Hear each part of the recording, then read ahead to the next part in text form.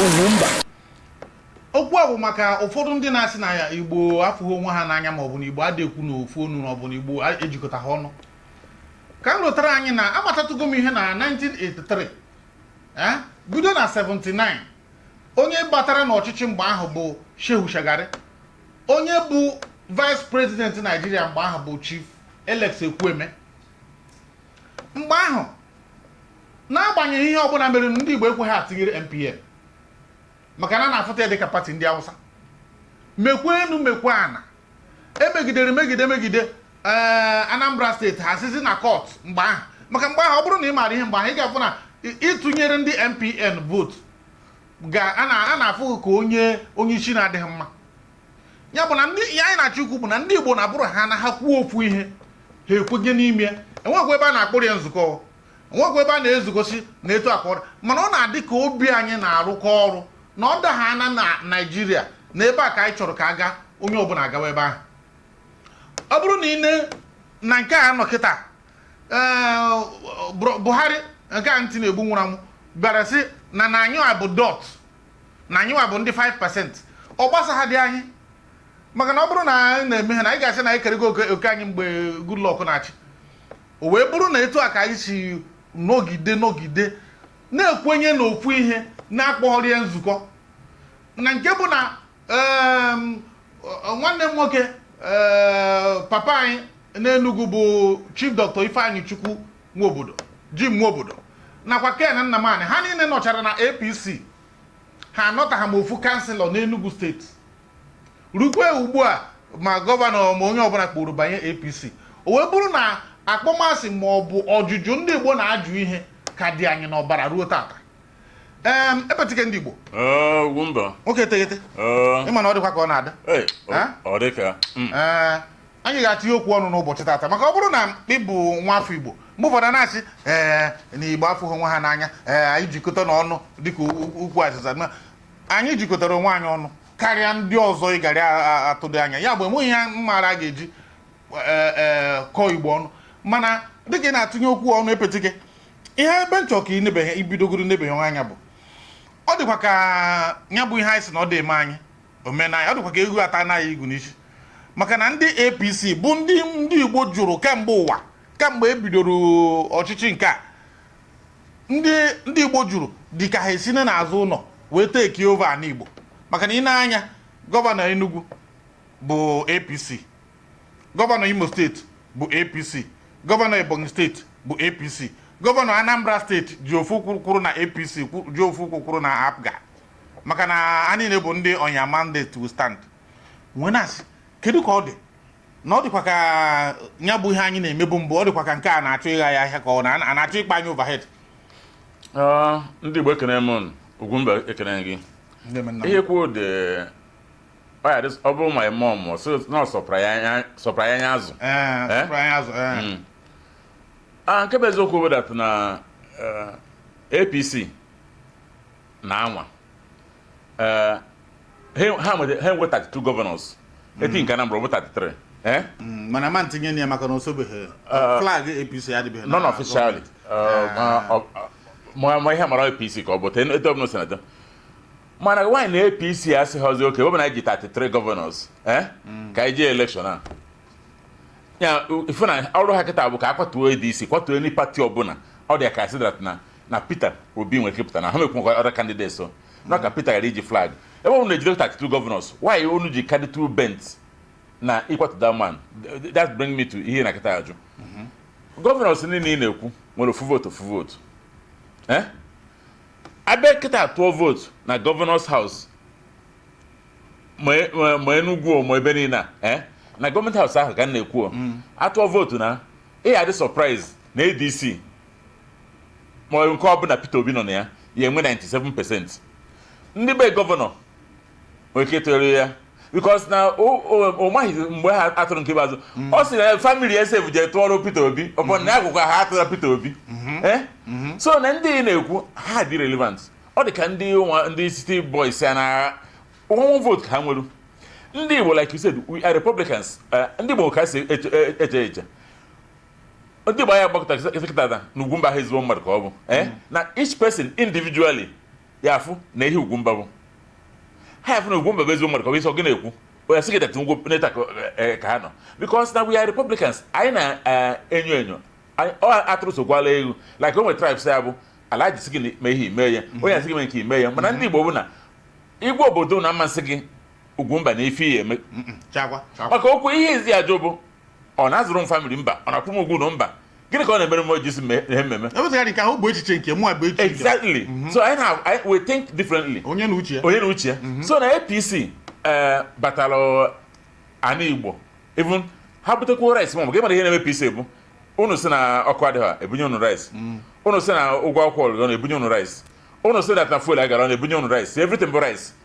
a na-atinyezikwa obere indomie obere ụmụ ihe mmanụ paketi indomie ha jije were achọ ka atọ ọhụkwute so ihe kwesịrị na-azara bụ AP rice mana ihe ọbụla ha eme na ọhụ maka ana Igbo bụ ndị dị resolved n'onwe ha ikecha ego onwe ndị ya anaghị ego ahụ tụkwa against you nwee ndị ya anaghị ego ahụ ọsị hosọs of vote ọtọ maka ihe gbabara na most of ndị Igbo kịta maka ihe ebe nwere nsogbu gbara na most of ụmụ anyị eji bad DNA wee mụ ụfọdụ ha dịkasị n'ime mkpuke ụfọdụ bụ nnebe amụta ka esi wee je ha ejiri eti ka ndị Igbo ihe ma ọ bụ ọcha gwute mana ihe m na-achekwa gị ebedata na APC mana ana Igbo bụ n'oge area example anyị nye maka otu MPN ebe di m Ọdụmogo Ojukwu ji flag MPN for Senate against ọnwụ dị iwe daa onwe onye ọzọ as far as we are Republicans onwe onye ọzọ ya enforce na Igbo dịka nkwukwa Ekwueme bụ vice president mana o nwetara ihe local gọọmenti ya eche m na o nwetara local gọọmenti ya mba Ekwueme na-ekwu mgbe ọdụ has popular as Ojukwu ebe ọ bụ na Ojukwu na onwe ya dachicha nwa afọ na ana ọpọ na enwere ọdụ na highest respected person na Igbo maka na ọ banyere pati ndị Hausa ndị Igbo jụ gị ajụ nri ọnụgụ ji ọjị wetara everything is about you so APC ọ na-afụ nkịta ọgọdị ọ dị mma ịma na ofu ihe na-eme bụ ọ dị ka gasị na-ekewe na the elite and the masses kịta ndị a bụ ndị ọchịchị anyị ma ọ bụ ndị a kpọrọ ndị ndu anyị dịka ha na-azụ enweretara ihe ha na-azọ enweretara ihe maka echeghị m nọọ ego ka ụdị mmadụ dịka Peter Mba na-azọ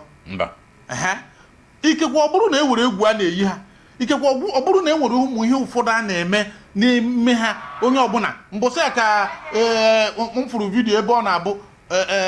kedu Dave Umahi bịara ịkọmishọn ihe obidogodogowagodo Bola Onyama ndị Bola Onyama nsị ndị a ụbụrụ ha ozuzikwara oke ka ọ ji bụrụ ofu onye na ofu okpu ahụ ọ na-abụ ikpu ha na brain ya ọ dịka eme ihe na gbara ghakoria ka ụdị politics that man na-egwu nke bụ na ọ bịaziri kpọrọ the elite onye ọbụla nọrụzi iche from ebe the masses nọ ọgbagharị maka na ihe nke bụ eziokwu obodo na ife o ji wee jide Lagos steeti na elite ndị Yoruba ka o ji wee bata because ibe chekie sọsọ ihe niile nye na-abidokọrọ ije n'isi ụtụ ọsị gwasị m ndị nye na-agbado ndụ bụ ndị ọkpụ aga other ones akwafe along the line elite se na-ekwu bụ m chekie ndị a na-ejikarị bụ ị na-azụ ahịa ike maọbụ na-eme ife ekwesọ ka ime na Igbo ọ dịrị ha izi jide gị eme ha anaghị asị ọ bụ na ikpe ha ewe EFCC chụwadịbago ọ bụ na ikpe ha emeghị nke ọzọ mana ọ bụ na onye aka ya dị ọcha ome ihe ya eme ya abetiga ị na-ekwu na imirikiti ndị a niile na-eme ihe na aka ha adịghị ọcha of course na oke gọvanọs niile na-ekwu nwekwana ntụrụ agha ju ha nche niile ha chepụta EFCC case jukọ ha nche niile ọnụ ke maka ndị Obikoba na ndị City Boys na ndị otu ke ahịa n'azụ ọ na-ere nkwụ akwanụ m na ọ na-ere nkwụ ka anyị nọ ọ na-akwata mami ọfụ ọ kwatara mami ọfụ ikekwe mmịa nọ na-akwari ọzọ so mama your business na-ekwu ọ kwatara mami ọfụ ikekwe mmịa so na-akwari ọzọ ihe nwa gị bụdat na ihe ọbụla ha na-eme behind ndị amacha because na ndị na-achị achị bụ atụghị aghọrọkwa ha ma onye ọbụla na the line so asị na nwaanyị na-eke ogiri ma ije anya kpọrọ so ebe ọzọ sị nwanna ọbụla ịchọkwa ka akọwasị ọkwe mana n'ebe a ka isi eri ị chọrọ ka emechi ụzọ ahụ ị chọrọ ka eso nke onye ọbụla ji nwa ọ bụrụ na a ga-emechi ụzọ ọsụsọ na enwere ike aka kparịghị eto a aka ofe aka ịnam iwe ofu onye bụ ihe chiri nụ di m obodo chiri n'ihe a ji banye APC mgbe ahụ bụ na Buhari tụrụ ya nga mgbe ya ka dị okorobịa na ya malite ọbịa na mịa bụziere kịta ya kara na nka na nwoke a na anya adịghị ya mma o jiri nwaanyị na ọrụ onwe ya na APC tutu ihe wee jie oyi kpam. That is why onye dịka Jim ewunite ha one chairmanship for ndị APC. Onye dịka Ken Nnamani ewunite ha one chairmanship for ndị APC. Rukwa odo anya na ndị Igbo jụụ ha jụcha anaghị enweghị mgbe a na-aga emeri ya mitin, enweghị mgbe a na-aga eme butekwa anụ na ụmụnna a ga-anara gheta ya ndị ga-etu ya afa ga-etu ya afa. Agwa gị na ọchị anyị ka ọ bụ. Mana onye ọbụla maara n'ime obi ọ bụ nke ihe ahụ bụ ihe Chineke kụnyere ndị Igbo n'ime na anyị na because in anya we have never been wrong. Check this dispensation now kemgbe Obasanjo batara enweghị onye ndị Igbo sojọọ ya mba mana onye ọbụla ndị Igbo siri ụna aga n'ebe a n'ụzọ adịghị ya abata anyafụ ya ya bụ na eche m na orugo mgbe ndị Naijiria ga-ege ndị Igbo ntị si ya ka na ebe a na-aga kịta anyị siri unu nọọ Peter Obi bụ ebe a na-aga ụfọdụ na-asị maka na onye Igbo na ọmọ Igbo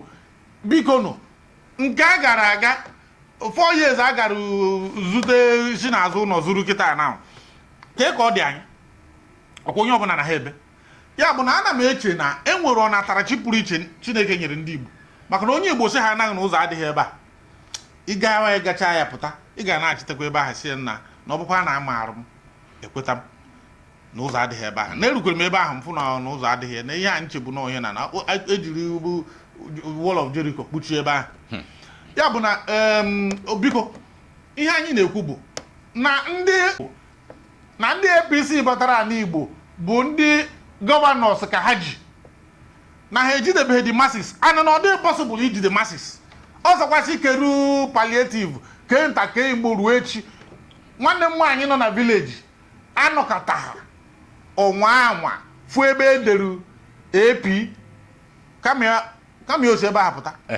ndị ụmụ anyị nọ n'ime ahịa na-agbanyeghị ihe merunu a ga-ajụtakwa ọkwa presidential dị iche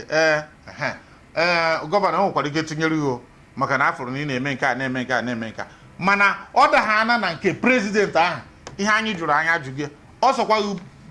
bute amaghịzi m ihe ọzọ butere anyị anụ enyi dịka ndị Igbo enweghị ike iso ọkwụfụrụ ihe elekshọn a na-eme elekshọn a na-akwado ime kịta ọ sọkwa gịnị mee ụfọdụ n'ime anyị epetike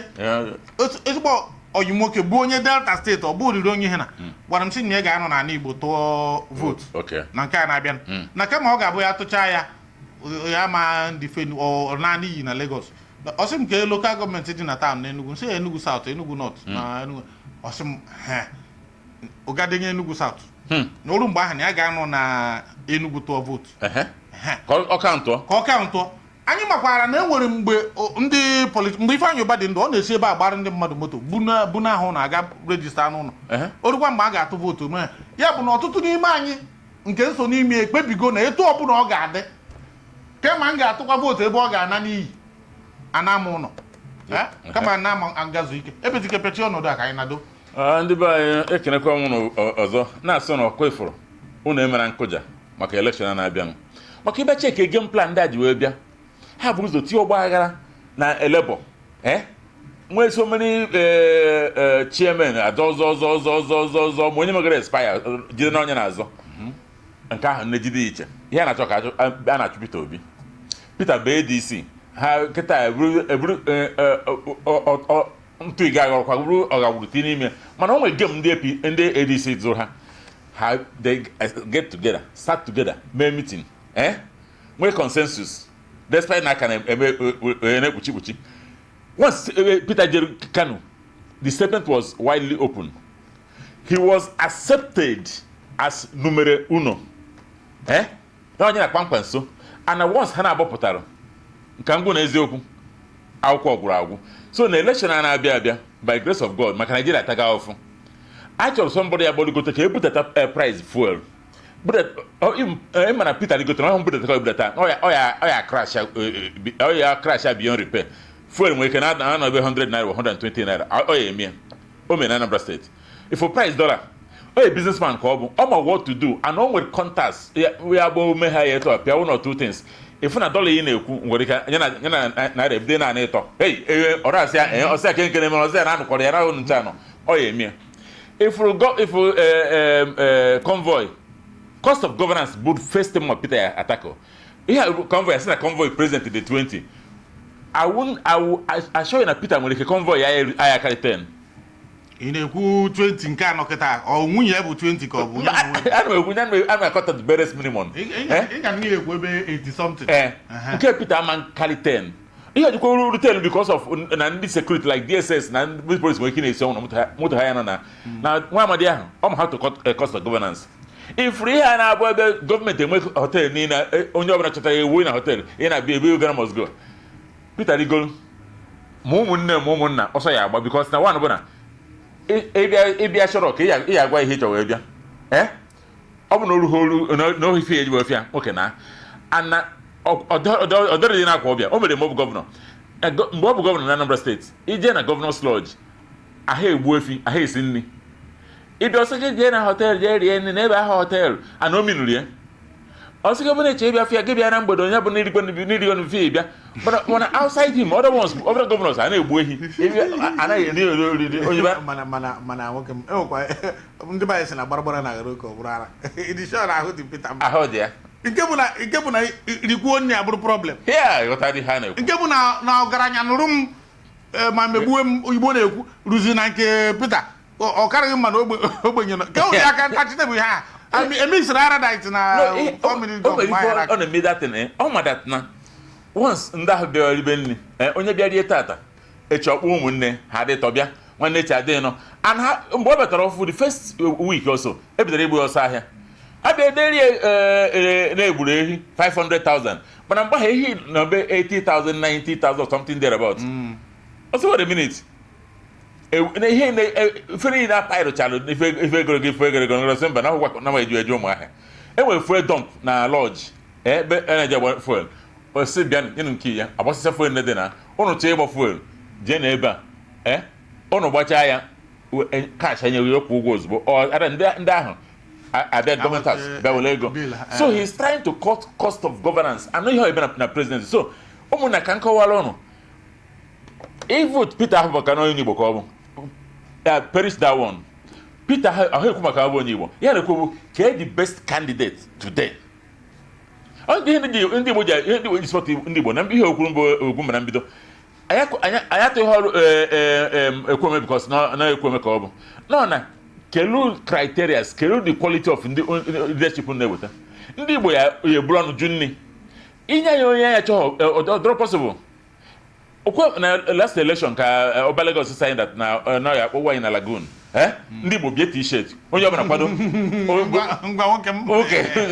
ya tie na lagoon ka na-eje na nke ahụ be Buhari said that na ịbụ dot in a circle ndị Igbo nwebezi aṅụrị see the circle gosi dot na without that dot na circle rather complete onwe ihe eme ndị Igbo meweta na Igbo Republicans we think maturedly so kwe for election 2027 aka Chukwu dị ya kwefere ha na-emenụ ihe Chukwu manụ aka Chukwu dị ya na enekanika na ndị a na-agba ụmụ nweta 2 governors nwa the senators abịa na senate house ha kwụrụ on your mandate tuisha ịmụdat na ọbụrụ democracy ha kwesịrị ịdị unbiased ụfọdụ si na other parties mana ha jee na-ekwu same place mana yes ha ka na-atụ Peter ọbụrụgwọ 2 billion every year nye gị 2 billion epeti ka ị ga-ajụ mmadụ mana ebe na-eje ka na-eje afụrụ na iso ha aga ebe a na-aga rie 2 billion nke nya bụ mmadụ le conscience ma okwu onwe ihe bụ dat na ebe problem bụ na mụnwa ha ikwu ka m bịa because na epetike bataruo inye ndị ọzọ 2 billion nye 2 billion pres eti ya ọnụ maka ya akọgide ọnụ ahụ ntị weta nke m iweta nke m kwụsị inye ndị ọzọ maka na mmadụ ya edozi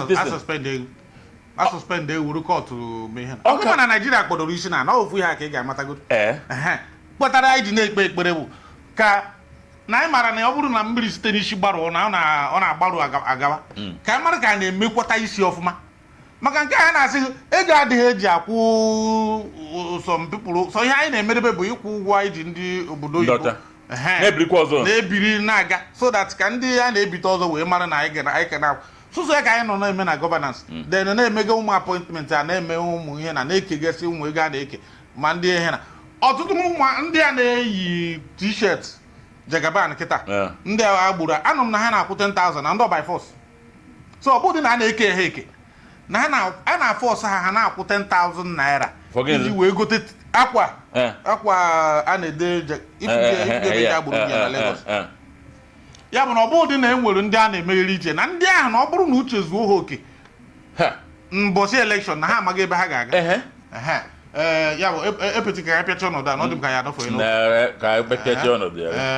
biko ihe anyị na-ekwu bụ ndị a niile na-agba kpụrụkpụrụ ugbu a the worst thing ga-eme onye Igbo bụ anọkata kpọọ sabo rightly or wrongly enwe ndị eji egbu n'agha ụfọdụ bụ emente eme imo ma ya bụrụ na ị mechara metụ ihe eji kpọọ sabo ma biznes gị na-atụ anya ozugbo maka na ọ bụrụ anaghị ndị Igbo ga-adị unu afụra n'ebe ọ na-abụ ndị Igbo si mba na ka inye aka kwatuo onye anyị ekwu onye n'ebe ma supermarket akpụrụ bọkụ mgbe ha jere mee ayọ biko ozugbo mgbe GTBank mere ga ayọ biko ozugbo na abụghị onye na ndị Igbo so n'ihe a na-eme ọ bụghị nke adekwu ekwu ya bụ na onye ọbụla bụ nwa afọ Igbo metara ihe eji kpọọ ya sabo na ala Igbo ijiri n'aka gị nye onwe ka Chineke mezie okwu odogwu na-abụ